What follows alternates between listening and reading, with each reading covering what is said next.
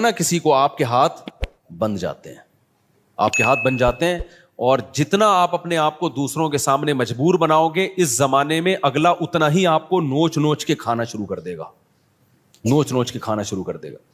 تو یہ ہم صرف فقیر کس کے ہیں؟ اللہ کے۔ محتاج کس کے ہیں؟ اللہ کے۔ بس اللہ کے سامنے گڑ گڑاؤ، اللہ کے سامنے ناک رگڑو، اللہ کے سامنے بولو میں محتاج ہوں، میں بھکاری ہوں تیرے در کا، باقی ہر ایک کے سامنے میرے بھائی سر اٹھا کے جینا سیکھ۔ اور دیکھو مرد کی اللہ نے یہ اس فطرت رکھی ہے کہ اپنے ماتحتوں کے، آپ کے ماتحت اچھا سلوک کرے نا، آپ 20 گنا بڑھا کے اچھا سلوک کرو ان کے ساتھ۔ ہمارے حضرت مفتی رشید احمد صاحب رحمہ اللہ تعالیٰ کی طبیعت میں بے انتہا استغنا تھا، بہت استغنا۔ استغنا سمجھتے ہیں؟ یعنی وہ اپنے آپ کو کسی کا محتاج نہیں بناتے تھے کبھی بھی، لیکن ہم نے دیکھا کہ ہمارے حضرت کی کوئی ذرا سی خدمت کر لینا، حضرت کو پتا چلتا تھا نا یہ دل سے خدمت نہیں کرنا چاہتا، حضرت کبھی بھی خدمت نہیں لیتے تھے اس سے۔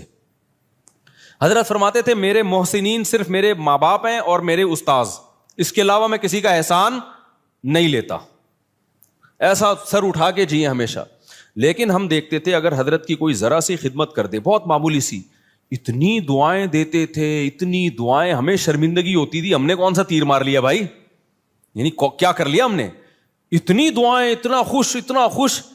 یہ عزت دار لوگوں کی علامت ہوتی ہے کہ وہ کسی کے محتاج نہیں ہوتے، لیکن کوئی ان پر تھوڑا سا احسان کرے تو رپلائی میں وہ تھوڑا نہیں، وہ بہت زیادہ، کیونکہ احسان کے بدلے میں اگر آپ احسان نہیں کرتے تو اس کو استغنا نہیں کہتے، اس کو تکبر کہتے ہیں۔ استغنا الگ چیز ہے۔ دیکھو کچھ لوگ کیا ہوتے ہیں، کسی نے آپ کی خدمت کر دی ہے تو کون سا تیر مار دیا اس نے، ہمیں کسی کے خدمت کی ضرورت نہیں ہے۔ دیکھنے میں تو لگے گا آپ بہت اونچے ہیں، لیکن یہ اونچے نہیں، آپ کا کھوپڑی کیا ہو گئی ہے، آؤٹ، آپ میں تکبر ہے۔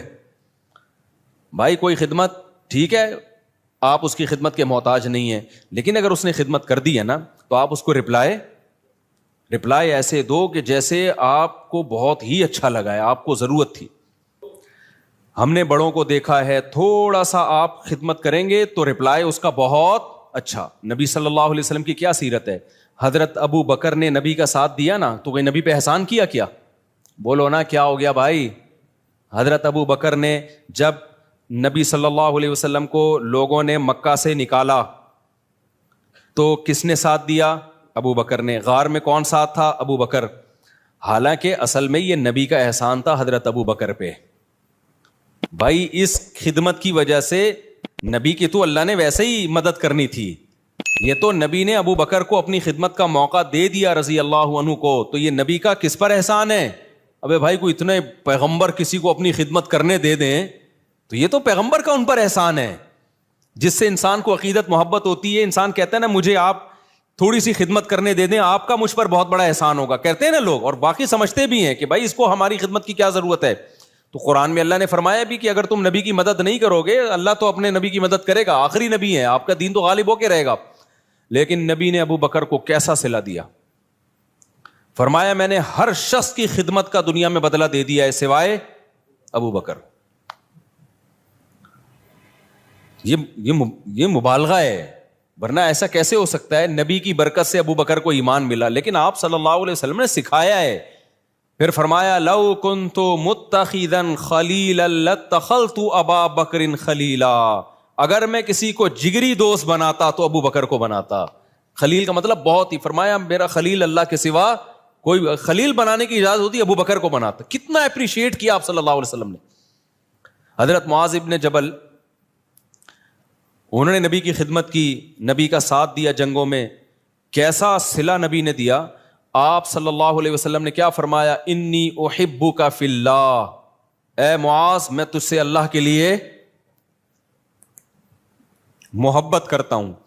جس سے آپ کو محبت ہونا، صحابہ کو پیغمبر سے کس قدر محبت تھی، پیغمبر کی زبان سے جب یہ لفظ نکلا ہوگا تو صحابی کی کیا کیفیت ہوئی ہوگی آپ سوچو۔ جب انہوں نے یہ سنا نا تو رونے لگے۔